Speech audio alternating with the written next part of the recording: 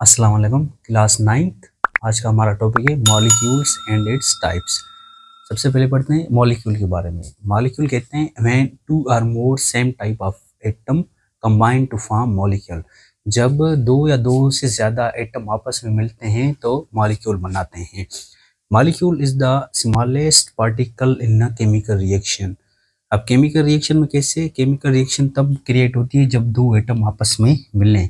जैसे for example अगर दो एटम आपस में मिलते हैं, जैसे फॉर एग्जांपल ऑक्सीजन, जब दो ऑक्सीजन आपस में मिलेंगे तो क्या बनाएंगे? हमारे पास मॉलिक्यूल बनाएंगे। अब सिंगल एटम को कहते हैं ये हमारे पास है ऑक्सीजन।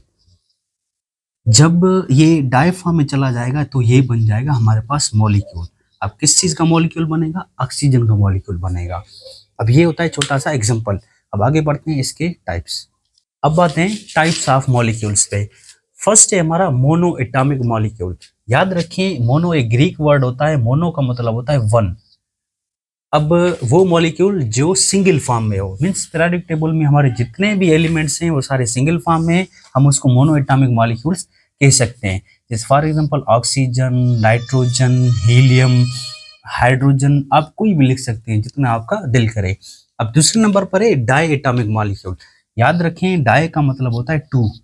जैसे फॉर एग्जांपल O2, जैसे हमारे पास हो गया Cl2, जैसे हमारे पास हो गया H2, या इसके अलावा जैसे हमारे पास हो गया N2। ये जितने भी आप एग्जांपल देख रहे हैं इसमें जितने भी हमारे पास एलिमेंट हैं ये दो दो फॉर्म में हैं। इसके बाद तीसरे नंबर पर आते हैं ट्राई। ट्राई का मतलब होता है थ्री, जिसमें मीन्स तीन एटम आपस में मिले हुए हों। इसका एग्जाम्पल है जैसे फॉर एग्जाम्पल हमारे पास हो गया H2O, या हमारे पास हो गया कार्बन डाइऑक्साइड। अगर इसमें गौर से देखा जाए तो यहाँ पर हाइड्रोजन दो हैं, एक ऑक्सीजन, टोटल एटम इसमें कितने हैं? तीन है। सेम इसमें भी तीन है। इसके अलावा जैसे हमारे पास है N2O, इसमें भी हमारे पास कितने हैं? तीन है, ETC। और जितने भी आप एग्जांपल लिख सकते हैं लिख लें, बट आपको ये देखना है कि हमारे टोटल एलिमेंट कितने होने चाहिए।